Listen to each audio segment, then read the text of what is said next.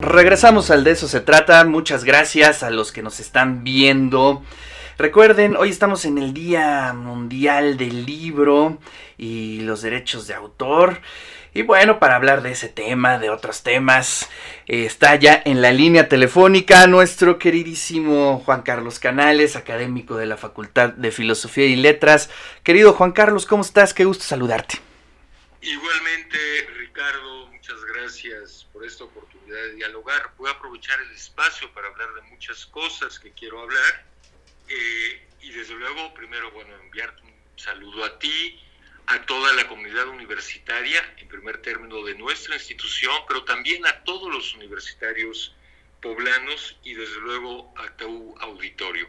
Antes que me preguntes nada, quiero sumarme a esta protesta que realizaron los directores de las facultades, pero que también debemos sumarnos todos los universitarios ante este golpeteo incomprensible contra el rector Esparza y ya contra nuestra institución. En efecto, es inadmisible que se intente descalificar el papel, la participación que tiene nuestra universidad y particularmente el hospital universitario respecto a la pandemia. Escuché con atención la entrevista que el lunes pasado le hicieron al rector en un noticiario vespertino y él aclaraba con puntualidad que no se trata de haber negado la participación en un convenio, pero que lo que está en juego es que no se puede entregar el hospital universitario a ninguna autoridad, primero porque es inadmisible en términos jurídicos de nuestra autonomía y porque en segundo término se pone en riesgo la atención a los 23,000 derechohabientes, como acabas de decir. En ese sentido, quiero subrayar que pese a las deficiencias que pueda tener el HU, ¿sí?, pese a las limitaciones que tiene en materia de construcción por los años que tiene, es sin duda una de las instancias universitarias más nobles. Y eso hay que reconocerlo y subrayarlo. Creo que nuestro hospital universitario, pese a las deficiencias, pese a las críticas que podamos hacer, ofrece una atención a sus derechohabientes muy superior a de cualquier otra instancia médica pública.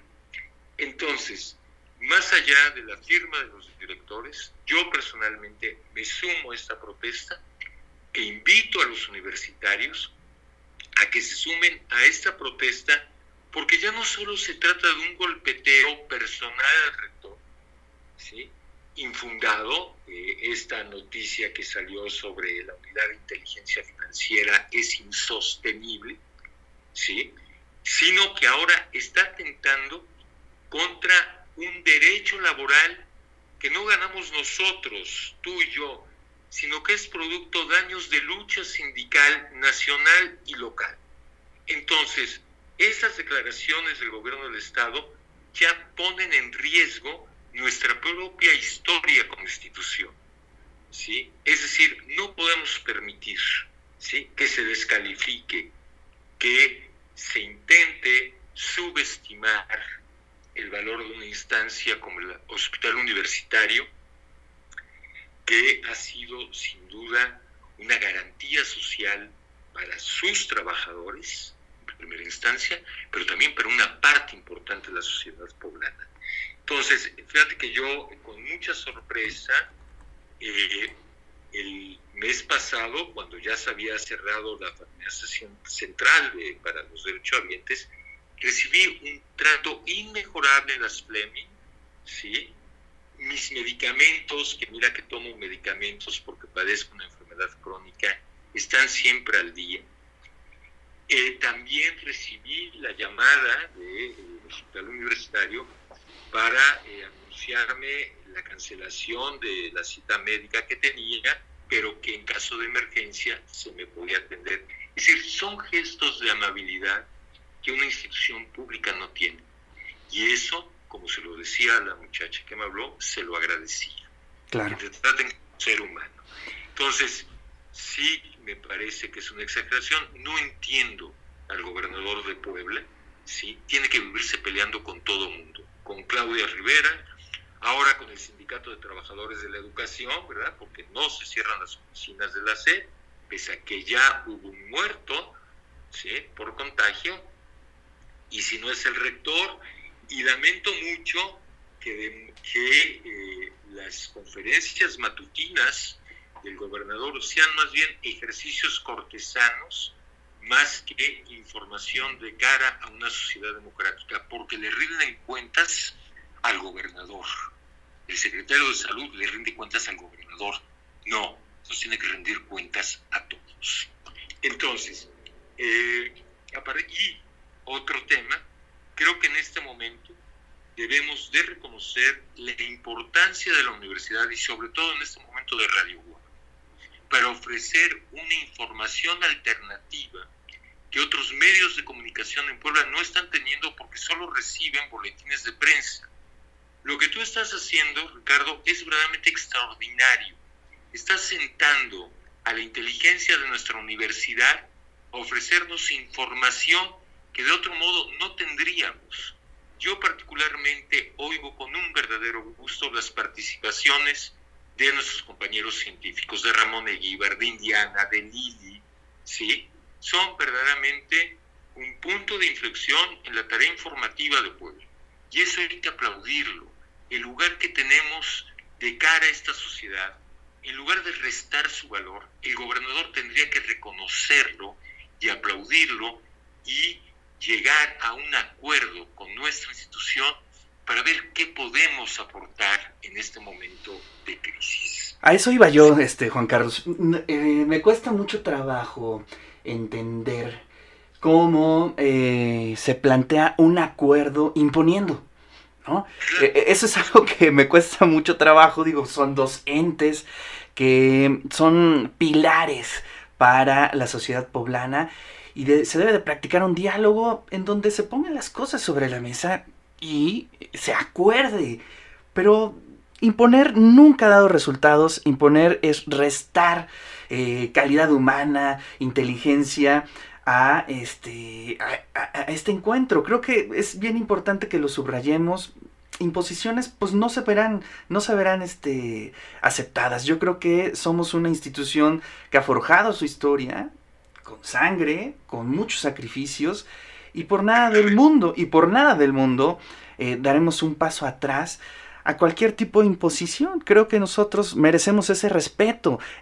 Tenemos mucha historia escrita y creo que eso es lo que debe de hablar y se debe respetar y con eso se debe de actuar.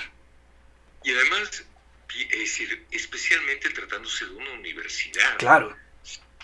Donde hay un ejercicio pensante, donde hay un ejercicio de pluralidad, de disidencia. No puedes tratar a una universidad, y menos a una universidad con nuestra historia, como si estuvieras en el clero o en el ejército, ¿sí?, o con una cuadrilla de trabajadores que te tienen que obedecer, ¿sí? La universidad es una fuente de resistencia natural, una fuente de generación de opinión pública distinta a la que genera los gobiernos, y eso es nuestra mayor riqueza.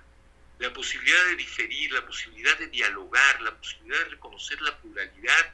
Entonces, claro que es un trato injusto e indigno e irresponsable, porque finalmente somos la Universidad Autónoma de Puebla y no somos cualquier universidad en el país, ni por el número de investigadores que aportamos al Sistema Nacional de Investigadores, ni por la cantidad de estudiantes y trabajadores que hay en las aulas, en distintas instancias. Entonces, si un gobernador no reconoce la importancia de una institución como la nuestra, eso habla muy mal del gobernador, no de nosotros, desde luego, ¿no? Claro. Entonces, y el otro aspecto que tú comentaste, Juan Carlos, es también bien importante.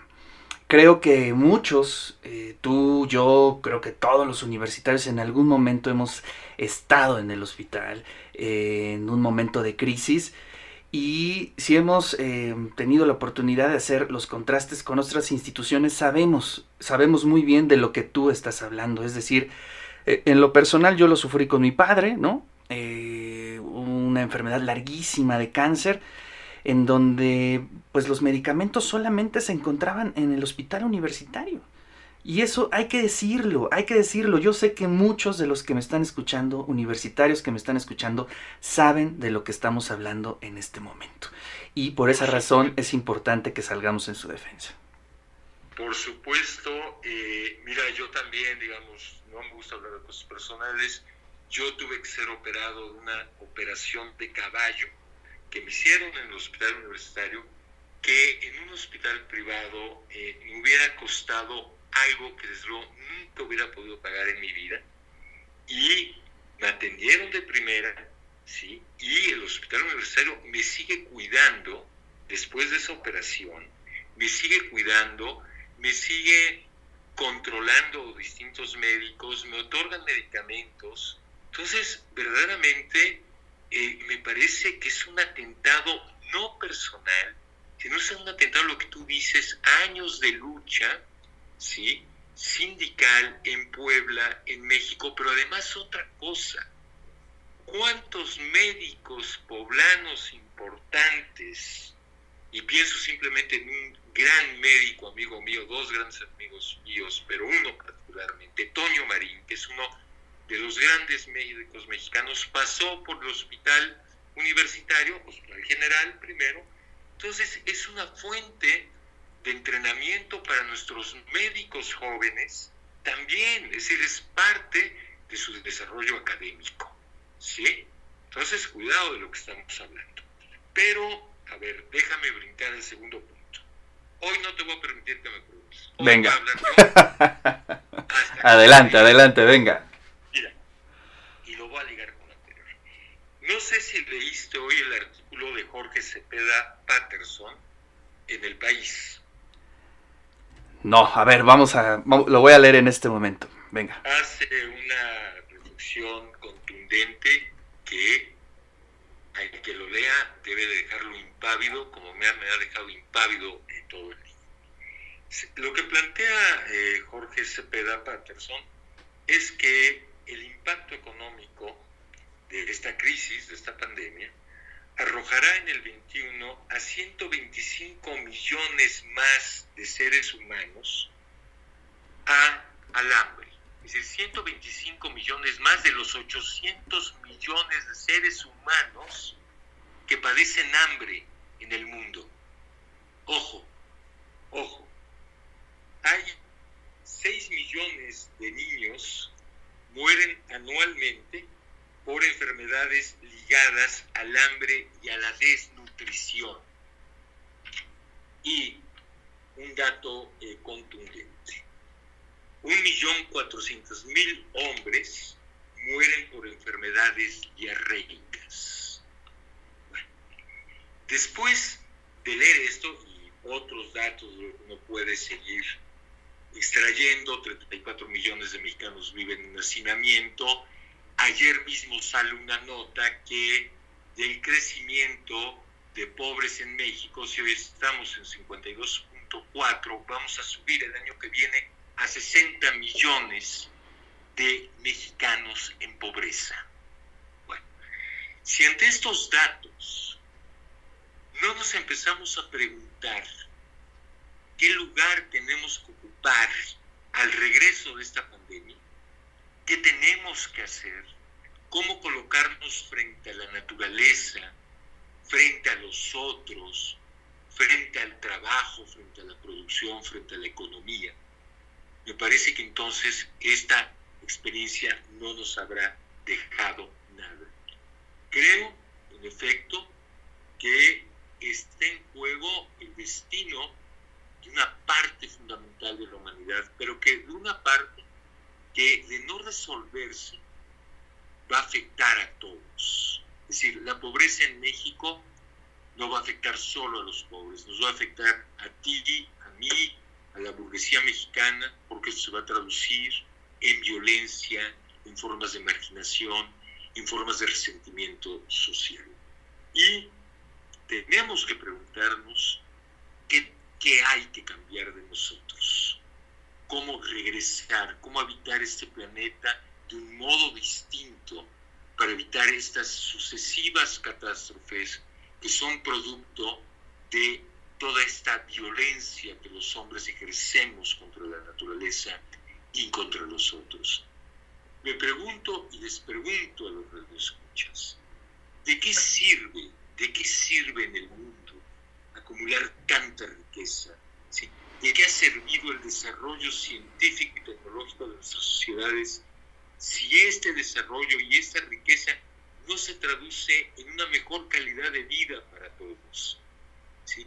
¿Cómo podemos aceptar que la riqueza que se concentra en unas cuantas personas en el mundo al mismo tiempo arroje a 1.400.000 hombres a morir por enfermedades diarreicas que se podrían evitar absolutamente si tuviéramos un medicamento para evitar la diarrea? Es decir, ojalá que los radioescuches alcancen a ver la dimensión de la tragedia humana y de la tragedia que nos ha permitido ver la propia pandemia. Es decir, veamos en la pandemia una oportunidad para repensarnos individual, nacional y globalmente. ¿Sí? Ojalá que algo cambie de nosotros. Yo el otro día escribí en un artículo, dudo mucho que el capitalismo mundial cambie, salvo con esta capacidad que señalaba Schumpeter, este gran pensador austriaco, politólogo austriaco, si el capitalismo solo cambia en función de su sobrevivencia. Y en efecto, el capitalismo mundial va a cambiar en función de su sobrevivencia, pero nosotros realmente somos solamente tuercas, engranajes, tornillos de ese gran sistema. Por nosotros no va a cambiar. Entonces, esto es una oportunidad para repensar desde nuestra relación con la naturaleza, nuestra relación con los otros, nuestra relación con la democracia, ¿sí? Y la posibilidad de construir un mundo mejor. ¿Crees? Sí, fíjate que coincide mucho. Bueno, hay quien dice, Juan Carlos, y bueno, seguramente tú estarás de acuerdo conmigo, que de pronto pasa algo mágico y te caen lecturas idóneas para el momento en que estás viviendo. Y yo tuve la oportunidad de que me cayó un libro de Iván Ilich, un libro que habla sobre distintas perspectivas de la filosofía de Iván Ilich. Y realmente a veces pensamos que no hay alternativas, que es decir, que el capitalismo que vivimos, que las formas de hacer democracia son solamente las que estamos viviendo, pero realmente hay muchas alternativas y creo que yo recomiendo, quien quiera un poco tener alternativas de pensamiento, la obra de Iván Ilich. Por ejemplo, pensar en lo que tú dices, en esta misma contradicción que produce el capitalismo, ¿no? Es decir, produces tanta riqueza, pero al mismo tiempo produces tanta cantidad de ignorancia, tanta cantidad de pobreza, de hambre. Hombre, es para que pensemos qué está mal o qué está sucediendo en esta forma de relacionarnos con los otros. ¿Para qué estamos trabajando? ¿Para qué estamos soñando? ¿Hacia dónde nos lleva todo esto? Y creo que es el momento que nos está poniendo la vida para hacer este tipo de reflexiones. Exactamente, y ahí otra vez vuelvo a la importancia de las universidades. Las universidades no solo tienen un papel fundamental en el desarrollo de la ciencia, de saberes instituidos, académicos, sino también tenemos un peso moral de cara a la sociedad al que no podemos renunciar. Y esta discusión, desde luego, es académica, es científica, pero también es moral. Y ahí la universidad tiene un papel fundamental, como lo ha tenido en la historia de la humanidad, para plantear reflexiones morales en torno a nuestro lugar en la Tierra y en torno a nuestro lugar junto a nosotros. Otra vez vuelvo a la importancia que tienen nuestras universidades, las universidades del mundo, y particularmente la nuestra, que es donde trabajamos y donde pasamos el mayor tiempo de nuestra vida, los mejores y esos los peores momentos también, pero, ojo, aquí estamos los universitarios, para eso estamos los universitarios, para problematizar el mundo, para no aceptar lugares comunes, verdades dadas que no podemos comprobar. Y otra vez subrayo. Entonces, en efecto, tenemos que entender que gracias, y esto es mi tercer bloque, que finalmente el hombre siempre llega a un mundo que lo interroga, que lo concierne, que le plantea problemas. Esa es la condición del hombre respecto al mundo, porque nosotros no mantenemos una línea de continuidad con la naturaleza. Ayer oí a Ramón plantear esto, y en efecto, es que nosotros somos unos invitados de la naturaleza, porque la constitución humana estriba en esta ruptura de continuidad con la naturaleza. Las plantas y los animales no tienen una ruptura, están en la continuidad, lo diría George Mackay, así, están en la continuidad. Nosotros no. Y ese espacio que se abre entre nosotros y la naturaleza y el mundo es un espacio que vamos intentando responder, al cual vamos intentando resolver, ¿sí? Porque no nacemos con las herramientas para resolver todo. Esto está comprobado desde la antropología del cerebro. Las modificaciones del cerebro se van dando a partir de problemas que mantenemos tanto con la naturaleza como con la cultura. Esa es la tesis de Roger Bartra, en este maravilloso libro y en otros que ha dedicado a la antropología del cerebro. En ese sentido, me gustaría girar la reflexión en torno al problema del sentido y la pandemia. Mira, creo que esta pandemia, el coronavirus, nos está enfrentando a una profunda y radical crisis de sentido. Es decir, a los instrumentos que tenemos, instrumentos científicos, creencias, etcétera, ideas que tenemos para enfrentar la realidad. Lo que ha venido a hacer la pandemia es enfrentarnos a una verdadera crisis de sentido, yo diría a un agujero negro de sentido. Y tomo la imagen de lo que es un hoyo negro o un agujero negro en términos de física. Claro. Un agujero negro es una implosión de energía que no tiene bordes. El borde es el propio agujero en la implosión de energía que hace. Y nosotros, ayer lo comentaba un amigo mío en Argentina, estamos enfrentando un agujero sin bordes. ¿Por qué no tiene bordes? Porque, bueno, realmente sabemos muy poco de este bicho. Yo le prefiero decir bicho porque tiene otras connotaciones más amplias que el de virus, ¿no? Es la palabra virus y te desmayas. La palabra bicho te permite convivir de otro modo con esto. Entonces, luego, bueno, hay una respuesta científica impresionante. Simplemente hay que leer este maravilloso artículo del País sobre cómo responde nuestro sistema inmunológico ante el bicho este. Hay que escuchar a nuestros científicos, pero hay una crisis de sentido, digamos, humano. Y nos estamos enfrentando a esto, y los seres humanos son seres de sentido, que le otorgan un sentido a la naturaleza, ¿sí? De ahí también que nos expliquemos tantas de las respuestas supersticiosas que han surgido. Es decir, ayer oí a Ramón, ¿verdad? Que no, que si es un experimento de laboratorio de los chinos contra Occidente, de Occidente contra los chinos, que si es castigo divino. No, a ver, esto se debe a contagio entre algunos animales y los hombres, ¿sí? Ya sea en una cueva, algún espeleólogo le cayó babita de un murciélago, o bien comimos algo en algún momento dado, un animal que nos pasó ese bicho. Pero esto, digamos, recordé en el momento de estar pensando esta participación, finalmente los seres humanos somos seres de sentido, y lo que intentamos hacer ante el fenómeno del COVID es integrarlo a una cadena significante. Esta es una idea que viene de Levi-Strauss, que él llamó la eficacia simbólica. Y entonces estamos intentando integrar todo esto que nos está ocurriendo, que no entendemos, cuándo vamos a regresar.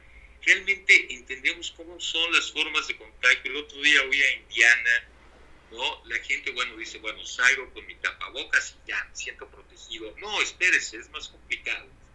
Pero estamos intentando, en términos humanos, de integrar esa experiencia siniestra, subrayo siniestro, en el doble sentido que le daba Freud a la palabra, de no poderlo incorporar precisamente a una cadena significante, también porque de ahí parte de Levi-Strauss para hacer esa interpretación, como de que tenemos que aprender que eso que llamaba Freud siniestro, un Heimlich en alemán, es aparente lo más distante, pero también es lo más próximo de nosotros, ¿sí? Y es próximo en el sentido de que es parte de nuestro proceso civilizador, del desarrollo de la modernidad. Entonces, estamos en un ejercicio de intentarle dar eficacia simbólica a un fenómeno que todavía no logramos integrar a una cadena significante. Esto, a que me refiero a Levi-Strauss, es un artículo que aparece en la Antropología Estructural de Eudeva, la edición de la Antropología Estructural del siglo XXI, no la contempló, al menos en su primera edición del siglo XXI, y es un artículo fascinante de Levi-Strauss, ¿no? Y el cuarto punto, no sé si todavía tenga tiempo. Venga, sí, todavía tenemos unos minutos. Unos minutos. Era el punto del que queríamos arrancar, y mira, ahora en un ejercicio en el ensayo, partimos de un lugar, recorrimos el mundo y ahora regresamos al punto de partida, que es todo el tema que habíamos planeado platicar ayer sobre la bioética, ¿sí? Y todo lo que ha generado, toda la discusión que ha generado este documento que se propuso como paradigma de comportamiento ético de los médicos frente a la necesidad de tener que elegir a quién privilegiar con determinados insumos, con determinados instrumentos, como los ventiladores. Desde luego, este documento tiene una limitación de carácter cultural y geográfico, está tomado de otros documentos de la cultura anglosajona y desde luego se remite a las guerras napoleónicas, ¿sí? Por lo tanto, es un documento base sobre el que hay que seguir elaborando, pero desde luego tiene una limitación geográfica e histórica. Pero detrás de esto, yo lo que observo es que están en juego distintas lógicas para darle respuesta al problema de decisiones médicas frente a una situación límite. Y si te das cuenta, el documento tiene un carácter eminentemente racional, de esta racionalidad moderna de la que hablaba Max Weber, que está sostenido en el cálculo, en la eficiencia y en una relación de inversión y rendimiento. Entonces, lo que decía Cruz Parcero, es que, si en un momento dado un médico tiene que elegir entre otorgarle un respirador a un viejo o a un joven, pues hay que otorgárselo al joven porque finalmente el joven, es potencialmente una fuerza de trabajo más importante que el viejo ya es un desechable, vivimos en una sociedad de desechables, y entonces tiene un carácter eminentemente utilitario, es decir, porque está sujeto a una racionalidad determinada. Esta racionalidad va a chocar cuando nos enfrentemos a otras lógicas de carácter moral, por ejemplo, qué lugar una pregunta que hoy no nos hacemos: ¿qué lugar tienen los viejos en la sociedad contemporánea? ¿Por qué los hemos desechado? Es decir, también es una pregunta. Pero hay otro tema. Yo creo que se está planteando de un modo muy maniqueo la polaridad entre vivir y morir en esta situación, es decir, o le sostengo la vida a alguien y se la quito a otro, cuando deberíamos de matizar esta discusión y ponerla en términos de los cuidados paliativos. También creo que debemos de centrarnos no solamente en a quién le permites vivir o a quién no le permites vivir, sino también en la calidad de los cuidados paliativos, que es un tema fundamental en la medicina contemporánea para asistir aún a enfermos terminales. Claro. Por ejemplo, es un tema que urge discutir. Y por último, creo que esta misma discusión bioética en México se ha concentrado fundamentalmente en torno al aborto, ¿sí? Bueno, la bioética lo que plantea son las relaciones éticas, morales en un primer término, y luego la problematización ética en la filosofía respecto al lugar del hombre en relación a la vida biológica y a la vida humana, y desde luego nuestra relación con otros seres humanos. Claro, el problema está primero en distinguir, si te das cuenta en el debate en torno al aborto, es en distinguir qué es la vida biológica y qué es la vida humana. Pero me parece que es un tema que vamos a tener que enfrentar, y esto es una oportunidad para ampliar el debate bioético y para también ampliar una serie de debates que no son fáciles de resolver sobre la muerte asistida, la eutanasia e incluso el suicidio asistido, que se ha reducido, estas discusiones se han reducido a académicos, a intelectuales, a juristas, pero que tarde o temprano tenemos que afrontarlas en este país. Entonces, esto que a mí me parece una oportunidad para empezar a discutir todo esto que genera, todos estos debates que generan la eutanasia, por ejemplo, si un médico puede ayudar a un paciente a morir, es decir, precipitar su muerte, o bien lo único que un médico puede hacer es disminuir el dolor de un enfermo terminal y que sea el organismo del propio enfermo terminal el que se pare en un momento dado. Esto nos abre una serie de discusiones éticas, sí, centrales, y desde luego creo que hay que repensar este documento, esta propuesta que desde luego está en términos de borrador, ¿no? Claro, que es un borrador y que, claro, su primera función es evitar la arbitrariedad que pueda llevar a decidir a un médico en un momento de muchísimo estrés. Claro. ¿No? Sí, eso es importante subrayarlo, que se ha publicado ya varias versiones, hasta donde tengo entendido, y leí también ya que hay algunas adecuaciones. Lo leí ahí en el seminario, en el semanario, de Proceso. Pero esto es importante que lo vayamos discutiendo. Creo que te lo platicaba yo un poco ayer en forma de broma. Yo veía los libros de bioética pues muy alejados, ¿no? No entendiendo, a lo mejor en términos históricos, pero no en términos de nuestra realidad. Y hoy se ha convertido en un instrumento, una herramienta que bueno, está en nuestra cotidianidad, y además es importante que la gente lo vaya conociendo para que también vayamos entendiendo los porqués, los argumentos y sobre todo las decisiones en un momento dado de los médicos.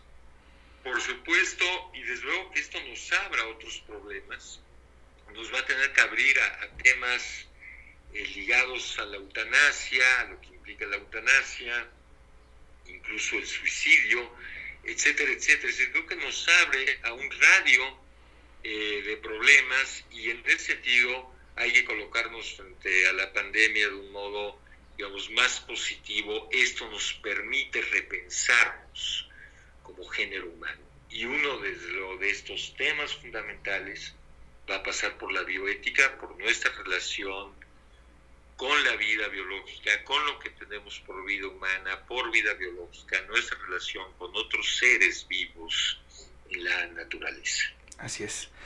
Juan Carlos, pues muchas gracias, nos escuchamos la próxima semana, seguramente habrá muchos temas de los cuales podemos charlar y compartir con toda nuestra audiencia. Y espero que esta participación, que ahora sí la aproveché, digamos, para plantearte una serie de preocupaciones que tengo, hayan servido, no solo para dar respuesta, no doy respuesta, claro, pero me parece que como Sócrates, la tarea de un profesor es plantear preguntas. Y la maravilla de los diálogos es cómo Sócrates está interrogando a los otros para llegar a poder construir algo en conjunto. Gracias, Ricardo, te agradezco mucho esta participación y muchos saludos a todo el auditorio y particularmente al Hospital Universitario, que es nuestro hospital.